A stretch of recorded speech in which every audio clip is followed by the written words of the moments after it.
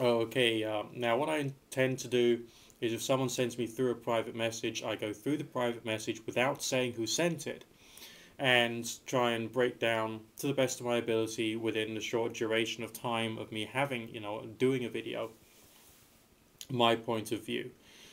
If anyone mentions anything about this subject, it can only realistically be a point of view because we don't have hard and fast knowledge on the subject of the occult. We just don't. There are people who say, oh, we do. But people who are like that are the most egregious piece of shit on the face of the planet, to be quite frank. And they are restricting any form of intellectual progress about the phenomena which occultists experiment with.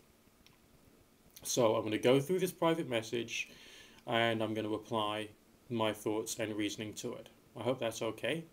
Here we go.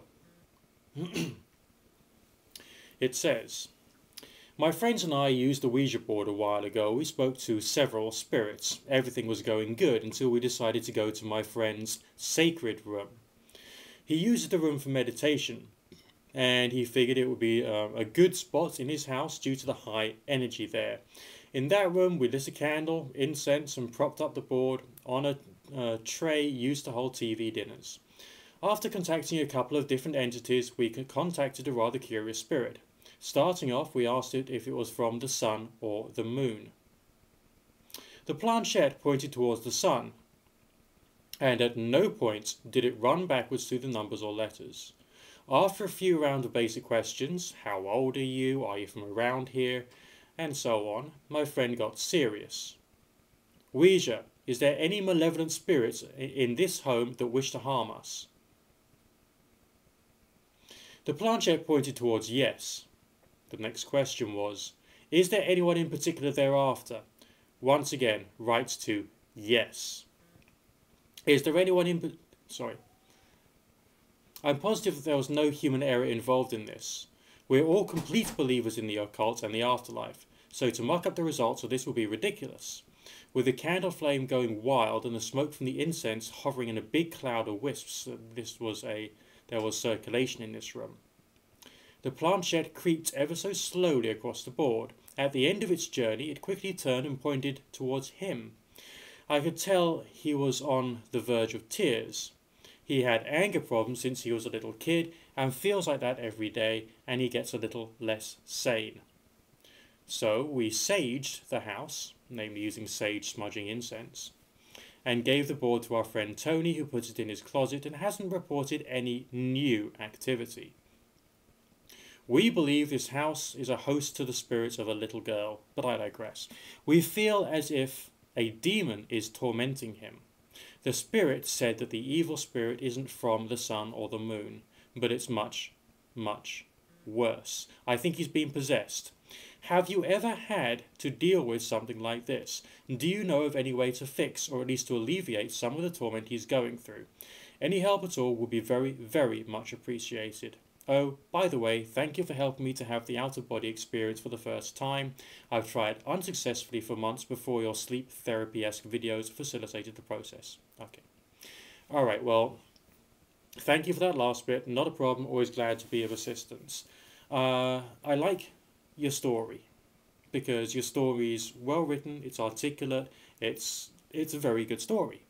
But it's loaded with presuppositions. It's loaded with a we think this first and therefore it must be true type ways of thinking, which isn't very good.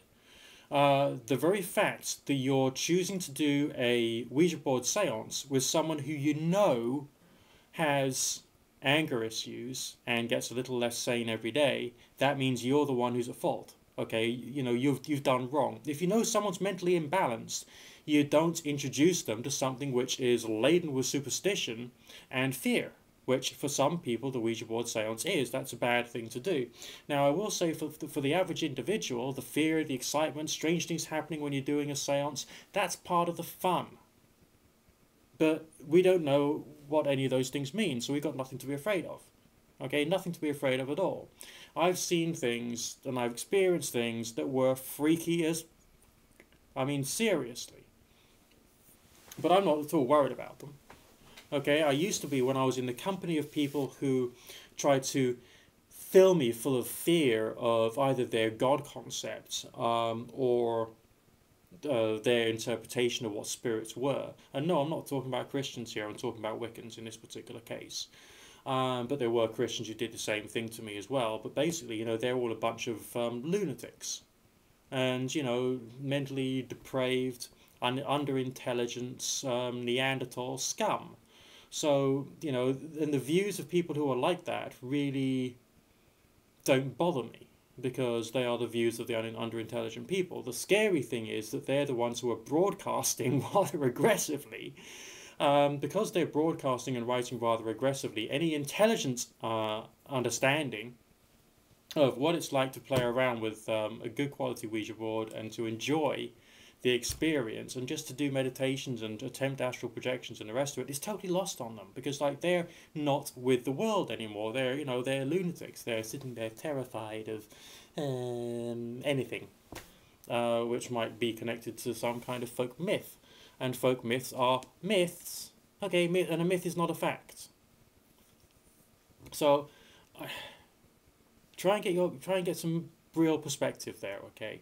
Don't try and introduce someone who's slightly mentally imbalanced to something that might be mentally imbalancing.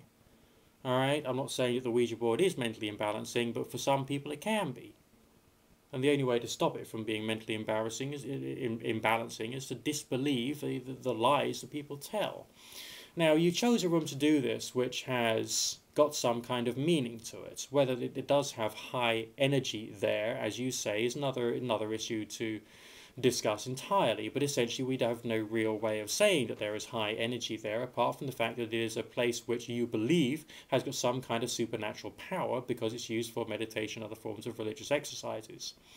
You did very well in the fact that you tried to increase the atmosphere using various props, the candle, the incense, and so on and so forth. Okay, so you did what was right to try and make it spooky as buggery, really. So that was good, because that heightened atmosphere can help to, it does something to your mind, which can be good for anything which even vaguely ghost hunting or religious or spirit, occult magic type orientated. It's like it allows you to receive and transmit in a different way. It just does something. It's a funny feeling, but it was good. Now let's have a look at the lines of questioning which you've gone through. You did some traditional stuff. How old are you? Did you come from around here and all that kind of stuff? Great.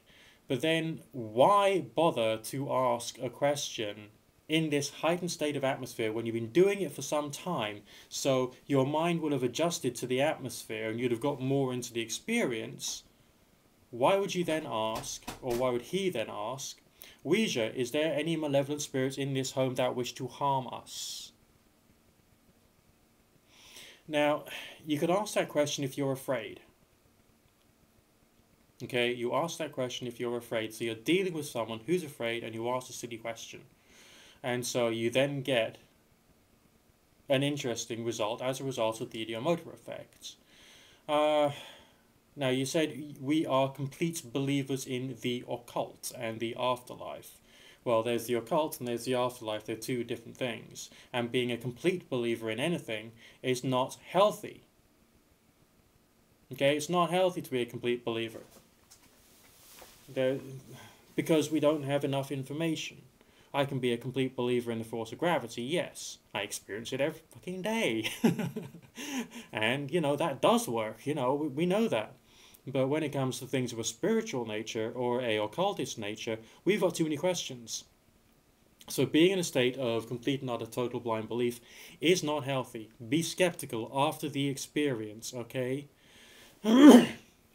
Now, what some more experienced occultists tend to do is they use the ritual setting, the candles, the incense, and all that kind of stuff, or indeed meditation and drawing pentagrams everywhere, as like a trigger to allow them to enter into that strangely spiritual state of mind, which is very difficult to describe, but feels almost like being in a cathedral. It's that kind of tranquil headspace, it's a very weird tranquil headspace, and it feels, for want of a better word, spiritual.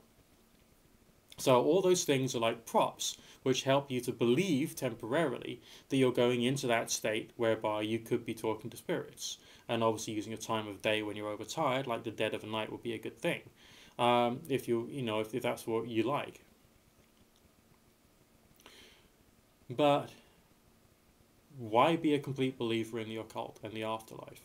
We don't know if there's something afterwards. I mean, you can choose a religious belief in the afterlife, fine, but that's a religious belief. It's not a fact. So being a complete believer, again, is inappropriate. And as far as to muck up the results, this does happen even with people who are quite well-meaning and don't want to screw up the results of a seance or something. There's something in the mind which will do that. So yes, there can be some things which can screw things up.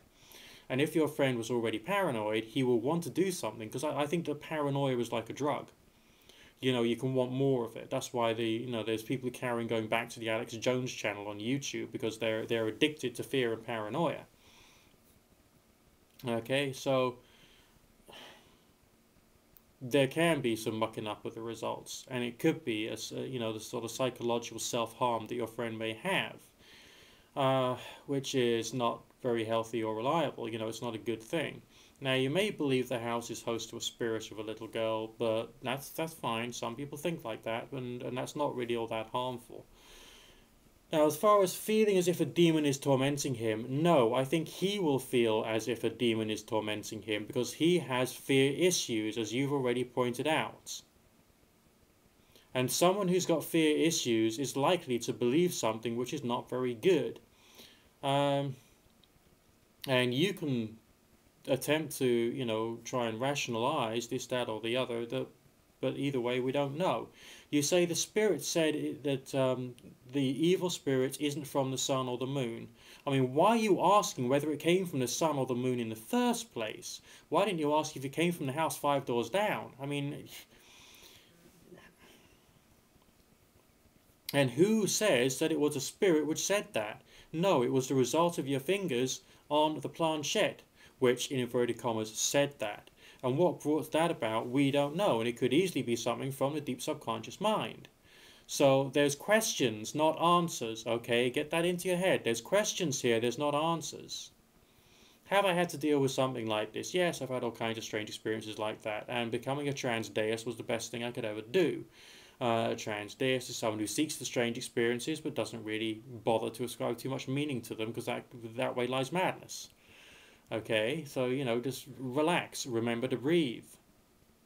As far as help is concerned, get him to watch this video and get him to start being a little bit more skeptical about the experience. Strange experiences only prove that strange experiences can happen.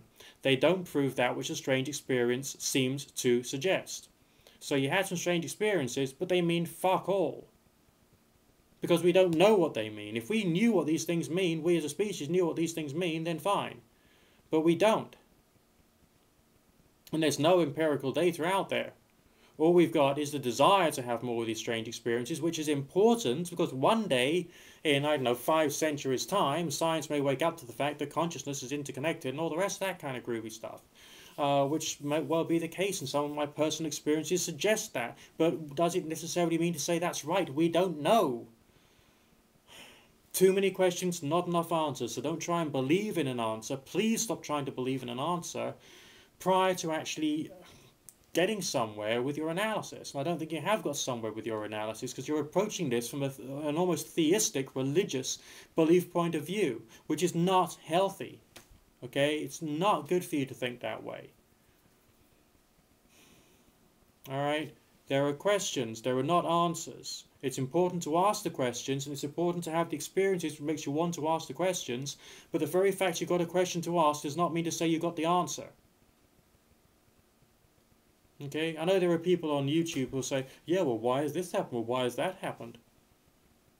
Yeah, because what they're trying to do is they're trying to skew your thinking into a certain direction so that you then end up sucking up their bullshit rather than trying to get any real mental clarity.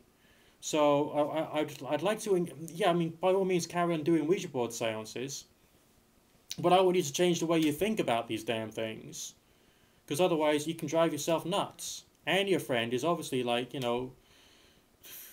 a bit of a bad way, and that's not good for him. Okay? So chillax. Okay? Chillax with the beliefs, because the beliefs don't help you. Okay, be a skeptical occultist, not a religious spiritualist. Please. Thank you.